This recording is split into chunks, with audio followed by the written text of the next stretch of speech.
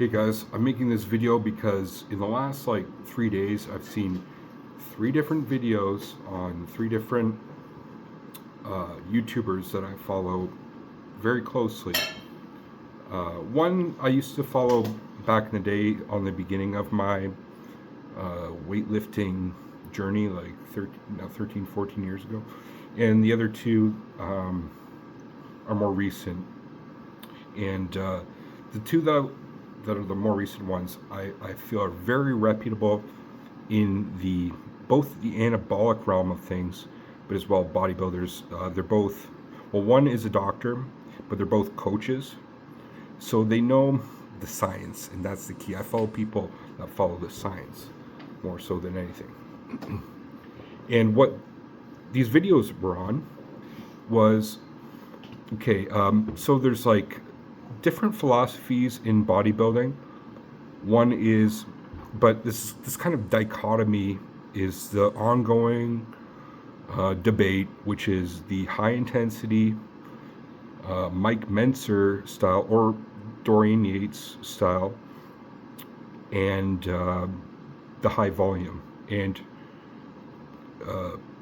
it's people, I think, gravitate towards one or the other, even though both can be, used kind of as a fusion in bodybuilding routine. But I want to share my thoughts and my experience on this because, first of all, in the last 2 years, the style that I've followed has gotten amazing results. Amazing results being I've put on around 20 to 25 pounds of muscle mass, and I know this for a fact because over the last 2 years through my gym, Good Life Fitness, they do the analysis of this, and I've done that over time. So, but in more recent months, anabolics have been a part of that. So I just want to put that aside. But for the most part, over 2 years, it wasn't. Okay, so natural at my age, 40 years old. That should signify something. If you're able to put on muscle mass at 40 years old, most of those 2 years were natural. But like the last few months, I'm not gonna lie, have been like significantly greater while doing anabolics. But get right to the point of this video because we're already 2 minutes in. I gotta get to the point of this. High intensity training, what is that? And the short sets, but a very high intensity compared to volume training, which might be greater amount of sets, greater in getting that reps in, but not necessarily going to failure every time. And there's always, so getting to this debate on which is greater. And some people who are older like me, or even older than me, like who are 50 plus years old, they gravitate towards the less intensity, like less intensity, less weight at higher volume, and leaving reps in reserve. That's the key, I think, one of the key points to that. The other side of things, the high intensity, is hitting a body part with like you're going to war, and you go to fucking failure, even to the point where you get some guy assisting you, assisted reps or partial reps, and or like just getting right to failure essentially. Okay, but still maintaining proper form throughout. I think that's key in both volume and high intensity training. Like if you're doing high intensity training and you don't have the proper form, then you might be working your deltoids instead of the actual muscle, that like the pecs or something that you're supposed to be. Okay, your front delts in like a pressing movement, as opposed to getting that. The form is key in both, I think.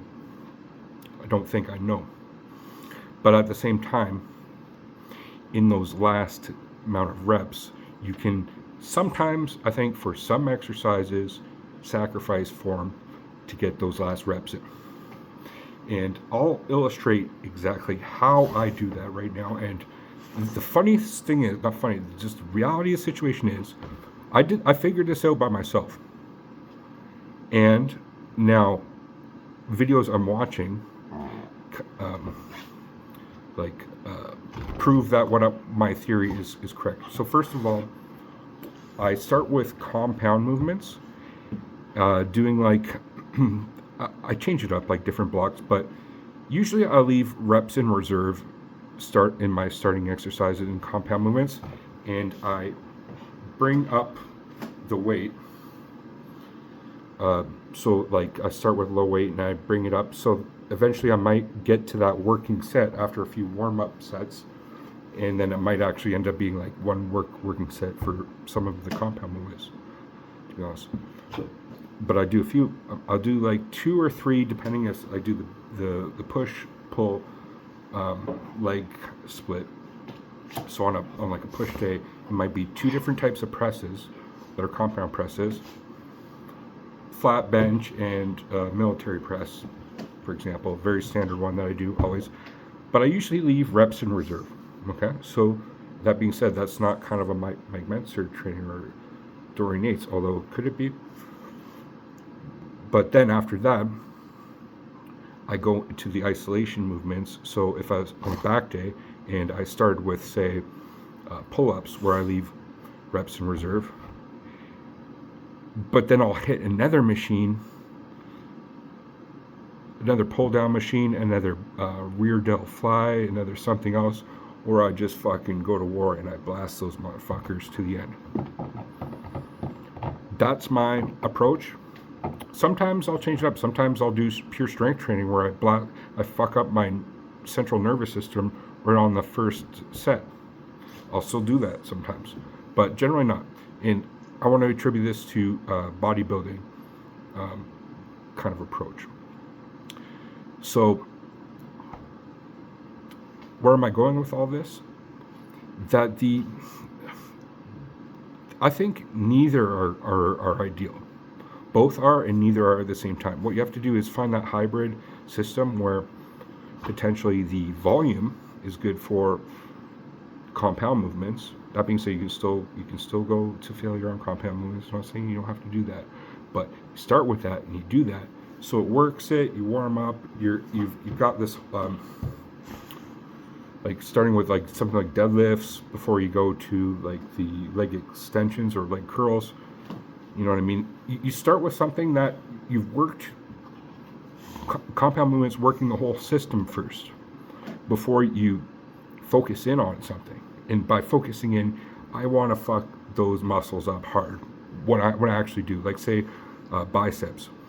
When I start working biceps, I'm like, I want to fuck my biceps up so bad in every angle. I want to hit that shit at every angle.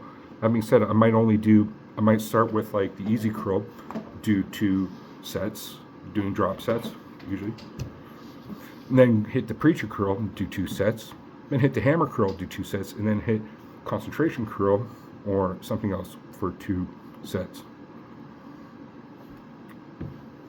So that's the whole debate about the high intensity in volume training.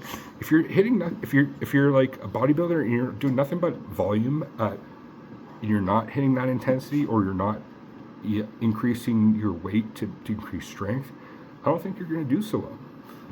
Conversely, if you're going high intensity but you're not getting the volume in, the reps in, you're not getting that time under tension, and I don't think you're going to get maximal hypertrophy. If that makes sense. The times where I get the craziest pumps, again in the biceps or something, is when I do an isolation on that and I fuck those motherfuckers up with some high reps and high intensity. So it's both, right? What do you guys think about that? Usually I focus on anabolic side of things. I don't get into my training because, okay, like I'm not the biggest guy, so it's like I don't have the cred that somebody would, but trust me when I say I'm 40 years old. The last 2 years I've increased, and you know, if you follow my channel and you see this video 2 years from now and look at me, compare me then, or in the future till now, I guarantee I will continue to grow based on this general philosophy. So, and this is in part my background as well, exercise science and general human anatomy and physiology. The other thing I want to just mention is, so we have strength training, we have hypertrophy training, bodybuilding. What's the other one? There's a triad. The other one is like more CrossFit training, high intensity interval training that incorporates cardio. And trust me, like you talk about going to failure. Today we're doing these I was doing 5 cleans. What was it? 5 cleans, 5 front squats, and 5 shoulder presses with like a 20-second break. We did that for like 20 something minutes. So it's like you barely get a break. The first it's easy, but man, by the time you go to the 5th round of things, I was almost puking. But it's like not the greatest weight, but like you're getting that volume in. So incorporating CrossFit kind of Olympic style lifting, I think is one thing that I don't see anybody fucking talking about, but it is working my weak points. That's what I told the coach today, because I talked to him afterwards and I thanked him for everything. I'm like, and he was asking me questions of like, it's my weak points or my weak links within my body, that type of Olympic style lifting.